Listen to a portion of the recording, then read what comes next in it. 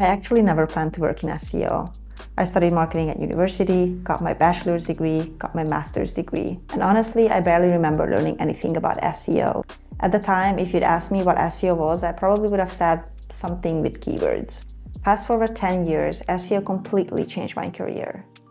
It allowed me to work remotely, to work with international companies, to build teams, to become an expert, and to build a career in SEO that I genuinely enjoy. But the path into SEO was honestly pretty random. And what's interesting is that throughout my career, SEO itself changed a lot. So in this video, I want to share how I got into SEO, the mistakes I made, the imposter syndrome I struggled with, and how my understanding of search evolved over time. Everything started during my last semester at university. I found this internship opportunity called the Bridge Budapest Fellowship in 2016. Different startups were looking for interns, and I got selected to work at an ebook publishing startup called Publish Drive. That was my first year marketing role. At the beginning, I was doing a little bit of everything: Facebook ads, Google ads, email marketing, social media, and the company was also working with an SEO agency.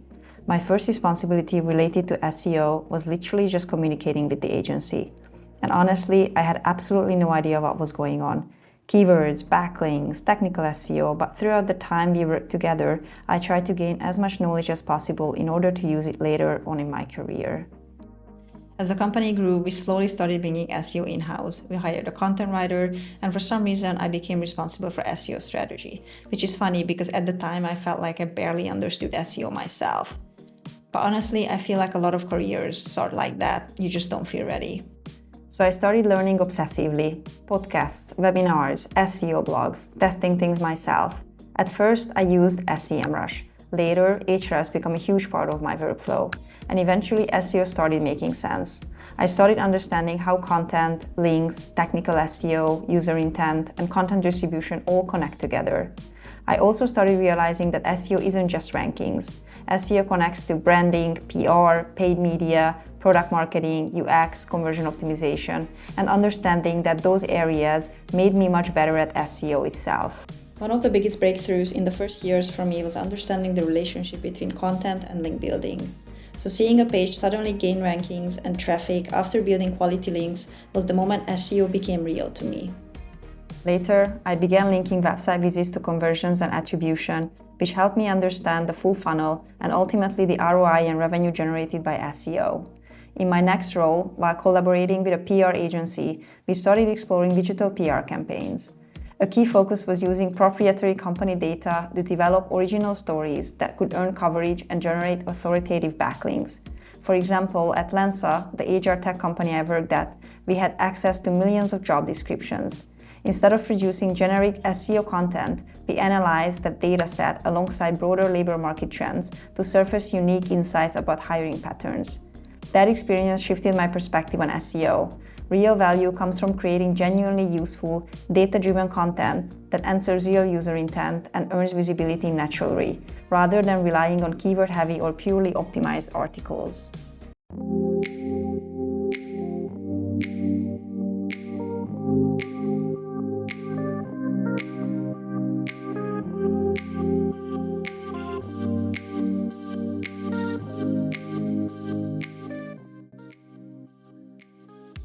Another fact that significantly contributed to my growth was gaining experience across different industries and agency environments.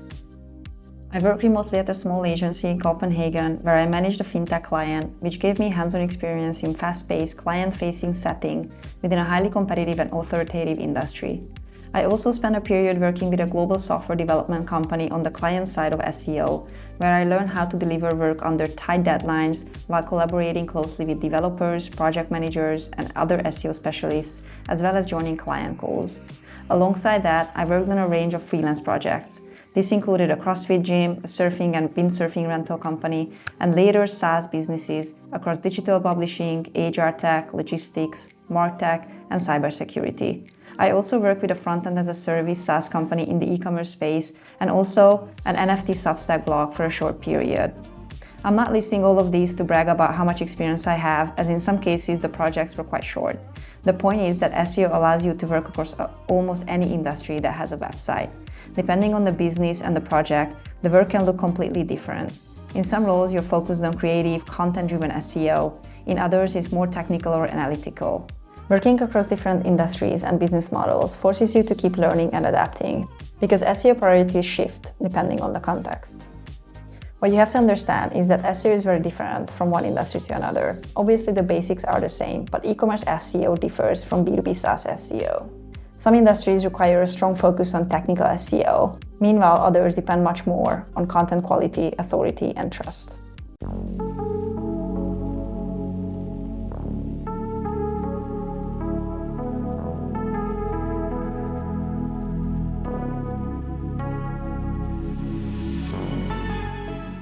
One of the hardest periods of my career was when I joined the HR tech startup. SEO was a massive part of their growth strategy. Suddenly I was managing bigger projects, bigger expectations, a team of 12 people, and honestly I struggled with imposter syndrome a lot.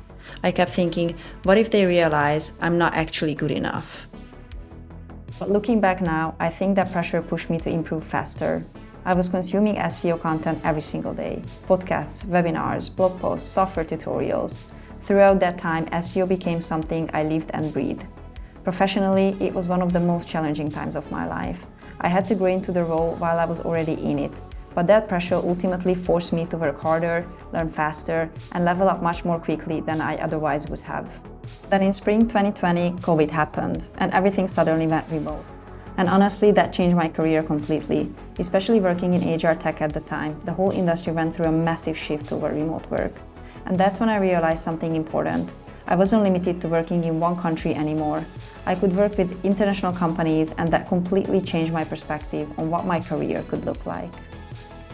So eventually I moved fully into SEO-focused roles. I started building SEO teams, hiring people, creating processes, managing freelancers, and honestly I found that leadership was a lot harder than SEO itself, especially in a remote setting.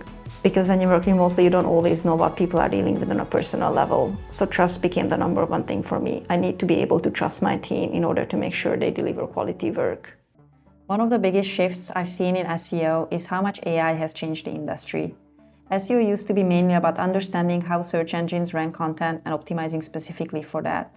But as AI changes how people search, it's becoming less about keywords alone and more about how much trust and authority a brand has across the web, through mentions, reviews, and real-world credibility. Early in my career, AI tools didn't really exist in the way they do today. At most, there were small AI features inside SEO tools. Then tools like Jasper started to appear, helping with content creation and workflows. Later, I began using platforms like ClearScope, Surfer SEO, and other automation tools to improve efficiency and scale content production. But now, I think we're entering an even bigger shift. SEO is no longer just about ranking on Google. AI-powered search engines are changing how people discover information. Tools like ChatGPT, Perplexity, and Google AI Overviews don't just look at keywords anymore. They look at authority, brand mentions, content freshness, topical expertise, and whether a brand is being discussed across the internet. Which means that understanding broader digital marketing is becoming much more valuable. Today, SEO also means being active on platforms like Reddit, building visibility on review sites like G2, developing brand authority, building communities, creating genuinely useful content, and understanding how your brand exists beyond your website. And honestly, I think that's why having a broader marketing background has helped protect my career. Because SEO is no longer isolated, it's becoming deeply connected to everything else. And with all of these changes happening, especially with AI reshaping how discovery works, it also forced me to reflect on my own career path. Because if SEO is becoming more connected to everything in marketing, then the question becomes, where do you actually want to focus? At one point in my career, I had to decide, do I want to become a general marketing executive, or do I want to specialize deeply into SEO? And for me, the answer became very clear. I realized I genuinely loved SEO. I loved understanding search behavior, content strategy, growth systems, and organic acquisition. So instead of trying to become a generic marketing leader, I decided to go deeper into SEO and organic growth.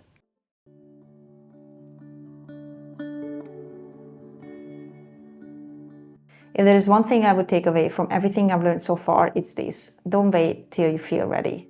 Because honestly, I never felt fully ready for any role I had. Learn by doing, stay curious, try different industries. Understand more than just SEO and build real experience. Because the broader your understanding becomes, the more valuable you become. Looking back now, SEO gave me much more than just a career.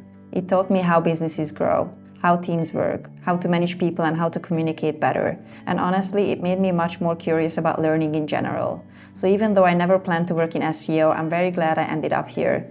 If you have any questions about SEO or AI search, feel free to leave them in the comments. I'm happy to answer. As always, thanks for watching, and I'll see you in the next one.